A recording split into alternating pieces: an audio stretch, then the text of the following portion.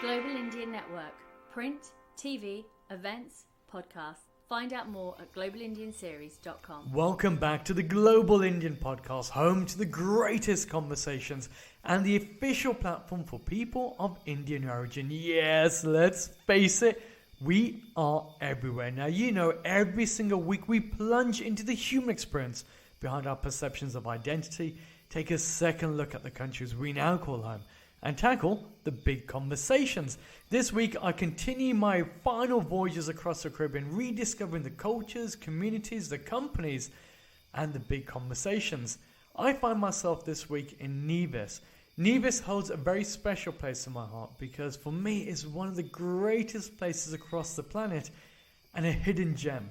It is an island that you can go on to where everybody is incredibly authentically positive. More importantly, what they've been able to do on this small island with the small scale that they have is punching far above their weight in the international sphere. Today I'm joined by a good friend, Mark Brantley. He's the Premier of Nevis Island, a remarkable individual in his own right, and a person who I believe could actually change the very fabric and the face of the Caribbean as a whole. In our conversation, we have a look at the concept of national identity. We take a second look at this small jurisdiction and also have a look at his neighbour, St. Kitts. As always, I'd like to say a massive thank you to all our dear supporters and sponsors out there, many of which you'll hear from soon. And if you too would like to be part of our 50 Shades of Brown discussions, well, it couldn't be easier. Simply come to the website. It's www.globalindianseries.com. I really hope you enjoy this incredibly stimulating conversation with the man himself, a remarkable human being.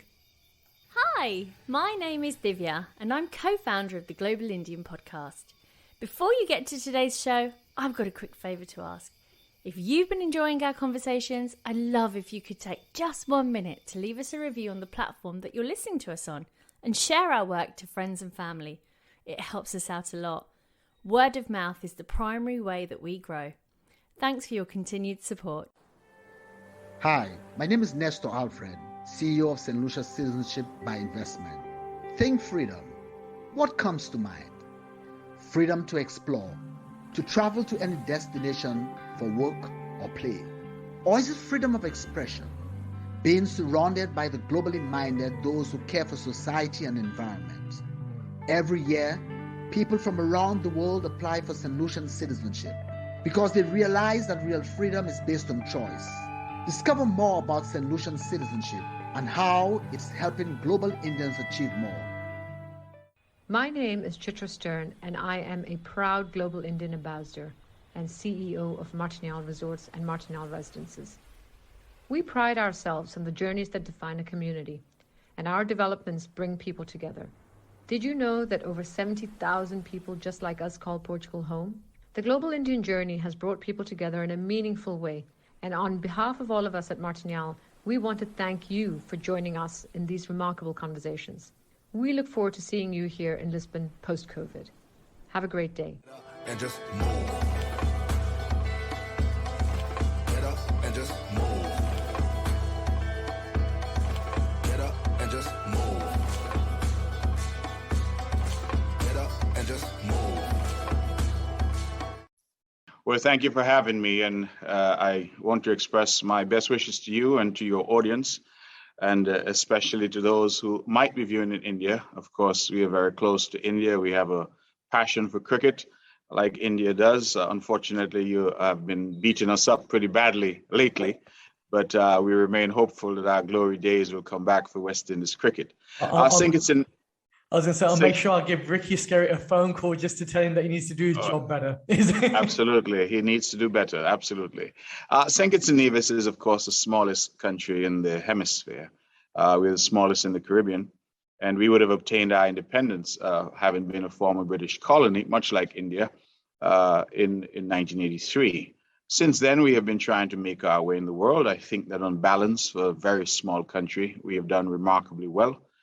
We enjoy a fairly high standard of living. We enjoy a very stable, democratic country where we have a very high respect for the rule of law, an independent court system, and a parliament that is established and a government system that is established along the Westminster model from the United Kingdom. I feel that we have made mistakes along the way, naturally, but on balance, our country has functioned well, and we continue to try to improve our transparency, improve our governance, and improve our standard of living for our people. Incidentally, we have become quite popular with Indian businessmen and women who have set up businesses here. In fact, much of our duty-free operations here at our ports are controlled by persons and investors from India. As I like to say, we welcome more of that. We would definitely like to see more Indian nationals being here, being part of our mix. And so consider this a request for Indian businesses to come in, Indian investors to come in, and Indian professionals who wish to assist in our development to come in as well. As you know, the Caribbean generally has had a long history with India, and in countries like Trinidad and Tobago and Guyana, we have a very large now indigenous Indian population. That is not the case in all of the islands, but in recent times, we have seen more Indians gravitate into St. Kitts and Nevis. Many are coming here for med school because we have some very well-established offshore medical universities, and many are coming to invest and to do business.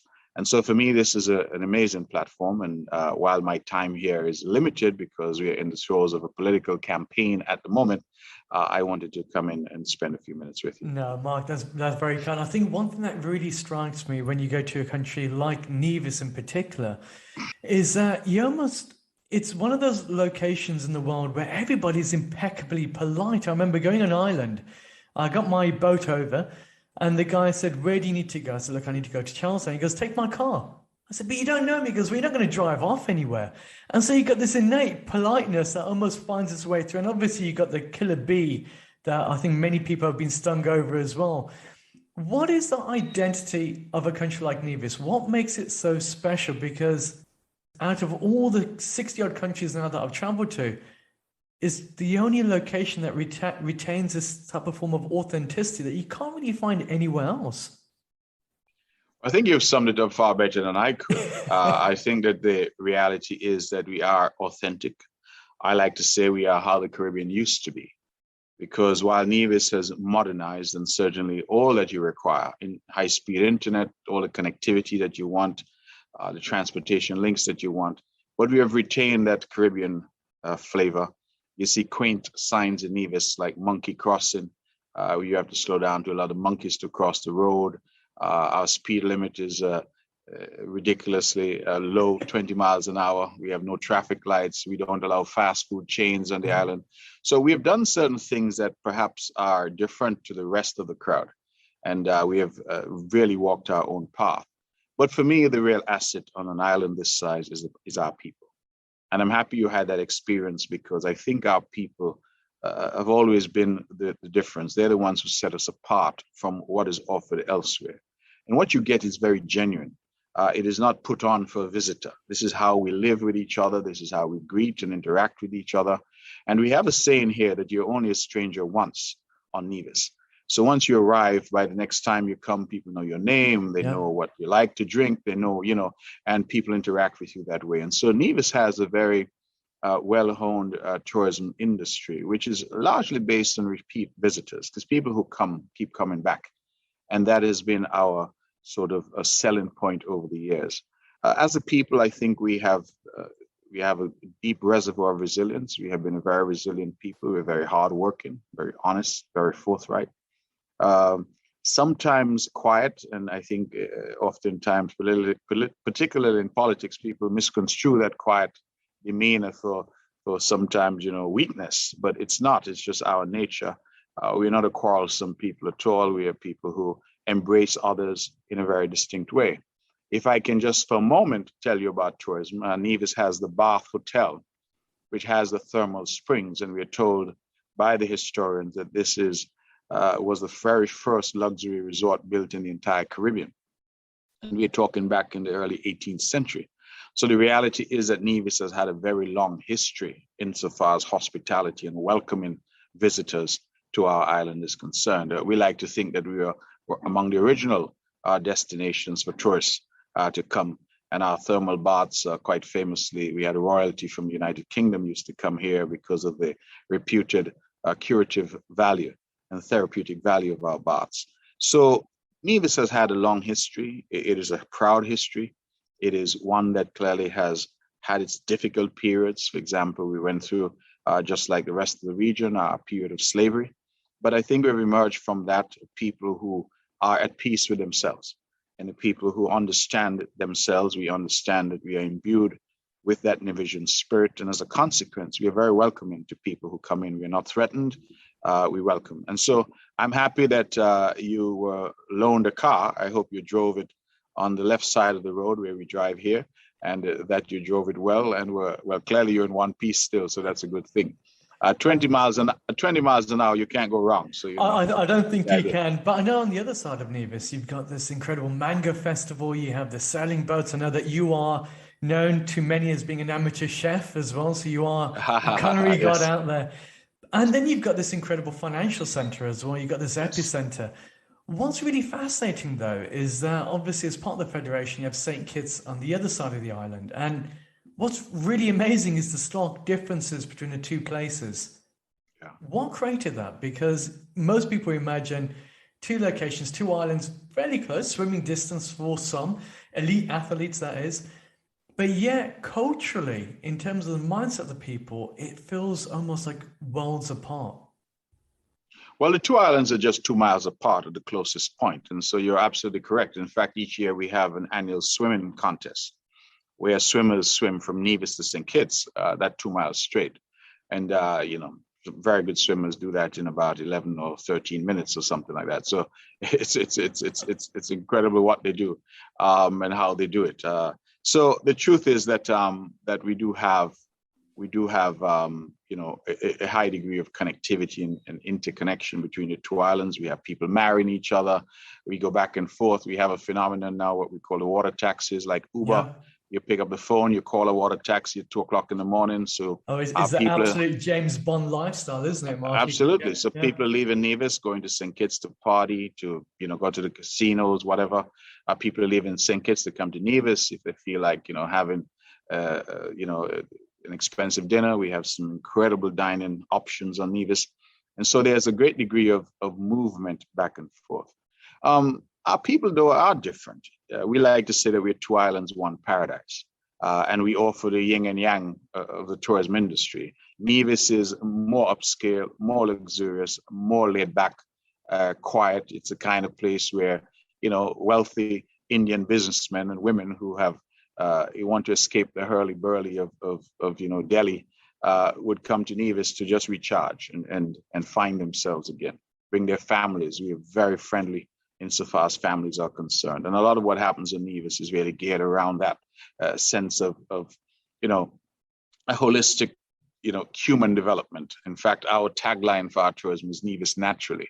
So we emphasize very much nature and what you can do here. So a lot of what you see here, the fishing, the sailing, the diving, the snorkeling, the beaches, it's all natural. The mountains, the mountain hikes. And so the idea here is, we rejuvenate the spirit. And that's what Nevis does. St. Kitts is on the other side of that. So St. Kitts is a hurly-burly, the traffic, the fast food, the casinos, the nightlife. And so we really, I think, offer people the best of both worlds. There are other twin island or multi-island countries in the Caribbean, Bahamas, for example, Trinidad and Tobago, Antigua and Barbuda. But none of them can offer what St. Kitts and Nevis does simply because of our proximity. You can literally stay on Nevis. Say you want to stay at the Four Seasons Resort. You want to rent a posh villa here for you and your family. You can do that, but go to St. Kitts for a day trip, or go to St. Kitts because your teenage kids want to party at night. This is how the two islands have evolved. Our people, I think, are different because we've had a different experience, notwithstanding our proximity. The people of Nevis got out of sugar production very early. The plantations in Nevis failed. Most of the planters fled back to the UK. And slowly what happened was those that they left behind, or my ancestors, would have slowly taken over a lot of the lands. So the people of Nevis over time have acquired land, and land ownership, I think, has lent itself to a certain spirit of independence that our people in Nevis have had. On St. Kitts, on the other hand, they persevered with sugar until very, very late. In fact, they didn't close down the sugar industry in St. Kitts until about 15 years ago. So a lot of lands in St. Kitts were still locked up in sugar production, and St. Kitts was still very much an agrarian society for a very long time. I think now St. Kitts has changed that. They've got out of sugar. And so people in St. Kitts are now owning land and, accessing real estate, which I think builds that connection and gives you that sense of owning a piece of your rock. Isn't it? Because you feel like Absolutely. you're part and participant of the local society. Nevis strikes me as being a country that the world can learn from, because you've been very future facing. Even when you started your economic development, you diversified the economy. Now that's well and good before, but obviously with COVID comes a time for revenue replacement. And there's been one tagline that's been going out there. People have been looking at this notion of citizenship by investment, something that we've covered a lot on the platform, especially considering where the global Indian community are right now. What does the future look like for a country like Nevis that has had to deal with the likes of COVID, that's had to deal with the recession, and also now that some of the political mismanagement that's taking place across the Caribbean, and yet you got a country that is almost a shining star for the rest of the people can follow? Well, first of all, I think our journey through COVID has been remarkable. We have kept deaths to an absolute minimum. We've kept hospitalizations to a minimum. Our vaccination rate is now in the high 80+%. We have done really well. And every chance I get, I want to thank Prime Minister Modi and the government and people of India, because it was through their humanitarian efforts in making vaccines available to St. Kitts and Nevis and the rest of the Caribbean that allowed us to start our vaccination campaign. Well before the COVAX facility was able to deliver vaccines to us, India had come to our aid. And so I continue to be grateful, and I continue to say that on any platform that I have, that I think persons from India will view, that India really stood up with us during this pandemic. And for that, we are grateful. You are right. I think the pandemic taught us that tourism alone cannot be our future in terms of economic sustainability. It is still a critical part of our economic matrix, but it's clear that we have more work to do. And citizenship by investment has been with us. In fact, I'm quite proud that in 1984, all those years ago, the country of St. Kitts and Nevis, just 1 year into our independence, gave the world this idea of leveraging citizenship for investment. Today, it's a global billion-dollar industry involving countries like Malta and Cyprus and Portugal, and even the United Kingdom with their golden visa program. Canada had some program that they used to attract wealthy Hong Kong residents to places like British Columbia. We have the United States with the EB-5 visa program. We have countries that have seen the value in this idea that came out of St. Kitts and Nevis. We have in the Caribbean now, Dominica, St. Lucia, Grenada, Antigua and Barbuda, all of which are also seeking to offer some form of citizenship by investment. But we continue to be the Rolls Royce of the industry, in my view. We continue to emphasize our due diligence, and the St. Kitts and Nevis passport is now the most powerful passport in the entire Caribbean, allowing us to access over 162 countries and territories globally. Well, then, what do you think are some of the biggest misconceptions people then have towards a jurisdiction like St. Kitts and Nevis? Because when you hear reports, and dealing with the elephant in the room, it's only a couple of months ago that the Prime Minister of St. Kitts disbanded most of his ministers. Does that send the right message out there at a time where the EU, North America, all your big strategic partners are looking down your throat, asking pertinent questions? Well, I mean, the Prime Minister did what he did because he lost the majority in the Parliament. And under our constitutional system, if one loses the support of the elected majority, then one loses the basis on which one can be Prime Minister. He certainly doesn't want to accept that inevitability. And so certainly he has taken some actions which we think are unfortunate. Regardless of the views that he has taken and the path on which he has embarked, our constitutional mechanisms are in place, and we have to have an election within 90 days. And so the clock is ticking, and it's only a matter of time. And that's why I said to you that I've taken a moment this morning, because I'm actually on the campaign trail at this point. I think, though, that the world should see this like it sees it anywhere else. There will be political differences from time to time. The question for me is, how are we resolving those differences? You're not seeing any violence. You're not seeing any resort to protests in the streets and property being damaged. The country is peaceful. We're going about our business. And in the fullness of time, our people will vote. And I think they will vote for a new government. And I hope to be a part of that new government when they do so. I believe the existing prime minister lost his way. It is said that power corrupts and absolute power corrupts absolutely. And I believe along the way, he lost his way. And he's not the first to have done that. I think globally we see difficulties with leadership in all countries in the world. But for me, it speaks to the maturity of our democracy, that we have mechanisms in place that will ultimately address that, and that our people will ultimately make their decision at the ballot box. And so for me, that speaks well to our maturity.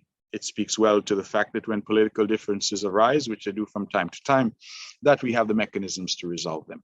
Going back very quickly, though, if you'll allow me, to the issue of the economy, during the height of the COVID, we pivoted very hard in Nevis to agriculture. We think that that has to play a more critical role in feeding ourselves, especially now with global food prices rising. Food sustainability is critical to the island of Nevis. We pivoted to the movie industry. And it's really an interesting development, because in the past year and a half, in the height of COVID, we have produced 6 movies on the island of Nevis. We also are looking at things like cryptocurrency and this whole notion of where the future in terms of financial services is going to go. And we are quite willing to engage in setting up the necessary ecosystem and infrastructure to allow that to occur. So the truth is that we have not remained stagnant. Throughout this, we have been looking for ways to diversify our economy, to attract investment from outside, to continue our traditional view that we need investment for property development and the like, but to also say that there are other strings that we can give to strengthen our bow. And I think that's the strength of a nation like Nevis, for the fact that you haven't sat back on your laurels. You constantly look towards the future and say, well, what if? How can we reimagine the future? Yes. And ensuring also you have much more meaningful local content hiring, not in the sense that we've seen across the Caribbean, unfortunately, whereby people build big hotels and if maybe they'll hire local people for that. But in Nevis, you've really taken on that custodianship of cultural capital, as well as knowledge capital, to have a plethora of banks that have been set up. You obviously, as you rightly said, you're looking towards the crypto area, and you've also got areas of renewable energy. I know there's been a lot of projects on Nevis. You've been looking at geothermal energy for quite a while there. Yes.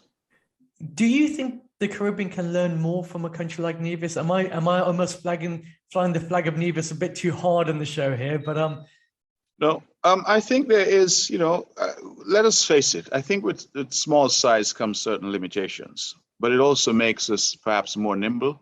It makes us better able to adjust quickly, to change course. During COVID, for example, we jumped on that situation immediately. We were one of the first countries to respond, and we responded in a very strong way. I think it kept people safe. It was an unpopular message. I think a lot of us spent a lot of political capital trying to encourage our people to get vaccinated, trying to get our people to wear a mask and do all the things that we were told we had to do. But the result speaks for itself in terms of the numbers. We have the lowest incidence of COVID in the region. We have the lowest deaths in the region per capita. And we have now been said by agencies such as the CDC in the United States to really have had the best record in relation to COVID and COVID management. So I think part of it is the ease, or should I say the flexibility, that size gives you. Even in the animal kingdom, they say that, little animals tend to be faster, or they are given some additional asset to survive. Bigger animals which have size tend to be a bit slower. And so that, I think, is part of it. And I won't dismiss that, because in larger countries, it is much more difficult to turn that wheel, if you will. When you're dealing with millions and millions of people, here we're just dealing with maybe 13 or 14,000 people. So it is difficult, but also different. And we have some inbuilt advantages of speed and our ability to be flexible.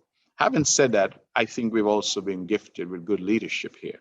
Leadership that is solid, leadership that is stable, leadership that has not been given to, emotion and emotional reactions. And so when challenges come, I have tried my very best as the leader of this island to look at it, to get the advice of our experts, to look and see what other countries in the world are doing, and ultimately to make the best decision for our people. And for me, that has been important. And so throughout this whole pandemic and throughout this difficulty, the island of Nevis has really maintained our standard of living, and we have been quite consistent. Of course, we have pockets of poverty. Of course, we have pockets of unemployment, but I believe that the situation here is definitely improving.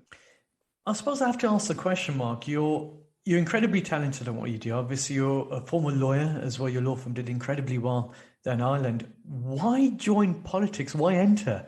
Because it would have been very easy for you to continue your business, to grow it forward. Sure. And especially with what you've seen in St. Kitts currently, is it a headache worth taking on? I think it's a headache worth taking on. I think we don't have time to get into too much about where, my life's path, but I grew up in rural Nevis in a very poor family, a very poor environment. I like to say that we were all poor, but we didn't know it. With the benefit of hindsight, we now realize how desperately poor we were. And I am where I am today because a lot of people helped me. I won scholarships to go to high school. I won scholarships to do my A-levels. I won a scholarship to the University of the West Indies. I won a scholarship to Oxford University. And I always had that sense that I had to pay it on, so to speak, or pay it forward, as they say, that I had to do more than simply come back and be the top lawyer in the region and make a lot of money. Because at the end of the day, for me, making money is good. It allows you to finance a certain lifestyle, but how do you help people? That ultimately is what I think a life is measured by, the quality and degree to which one serves others and assists others. And so many people have been kind to me in my lifetime and have allowed me to be where I am today, that I thought that politics gave me an opportunity to help others. And I will tell you and your audience that one of my greatest achievements thus far is the young people that I have seen who I've been able to get a scholarship for because they're from poor families like I was, and they're able to go off to university and come back. And I remember seeing one young lady one day, walking in her heels in a beautiful suit as if she'd come off the cover of Vogue magazine, walking in Charlestown. And I looked at her and I said, my God, this was one of the young people that I fought hard for. She got a scholarship. She went away. She's back now, speaks fluent Mandarin because she studied in Taiwan. And, these are people who perhaps otherwise would never have got that opportunity. And so for me, that is what the value of politics is. You have to deal with the messy stuff as we're seeing in St. Kitts at the moment. That happens, but how do they say diamonds are created by immense pressure on coal? I think I heard it suggested. So out of that, you get a great omelet because you have to break some eggs. So I think we deal with the messy part of the politics, but the value for me is a service to our people and making people's lives better. Mark, I think it's an absolute pleasure to hear from you. I wish you the very best for the campaign trail. Thank you. I wish that there was more politicians like you across the Caribbean, across the globe, because surely then we wouldn't have the problems that we're facing right now. Well, thank you for the opportunity. Again, thank you for this exposure to a wide audience. And remember my appeal that I need more Indian businesses and Indian investors in Nevis. So we look forward certainly to engaging with you. And perhaps after the election, I can come back. You will either be speaking to me as one who's victorious or as one who's been vanquished. Either way, I would love the conversation. We're going to be cooking in your garden for your legendary barbecue, so that shall happen. Absolutely. What an incredible conversation. I'm sure you agree. Mark is infuriating for all the right reasons. He's the leader that I think many people wish they had within their country. Somebody not only who's an eloquent speaker, but he doesn't look at the politics. He actually looks at the economics of how to develop a nation and to help his people progress. It's a very different idea compared to the normal colour politics that we normally see with political parties. St. Kitts and Nevis is a tremendous region. I'll tell a lot of people out there, make sure you have a real look at this, because there's something happening, especially within that jurisdiction of Nevis, that I think the world needs to pay attention to. Not only have they been remarkably protective in all the right ways to ensure that their local population, even the international communities, bearing in mind 1.5% of the entire communities there are made up of people of Indian origin, and actually a lot of these guys have come in the last 30 years, so a relatively new generation has been born on island. But in addition to that, it's almost becoming a worldwide hub of conversations. They're spearheading a lot of intellectual debates, and they're reshifting the whole idea of an orange economy. I really hope you enjoyed this podcast. We've only got a few more episodes left for the Caribbean season, and then we'll get back onto our normal scheduling show. But I'd love to hear your feedback. If you've got any remarks about this particular podcast, reach out to us on the platform that you're listening to us on. If you're privileged enough to be part of our WhatsApp group, well, you got my direct number. I'm waiting and willing to hear from you. Until next week, I hope all remains well as we continue this series of fascinating discussions that re-challenges the way we view countries, communities, and companies. Global Indian Network. Print, TV, events, podcasts. Find out more at globalindianseries.com.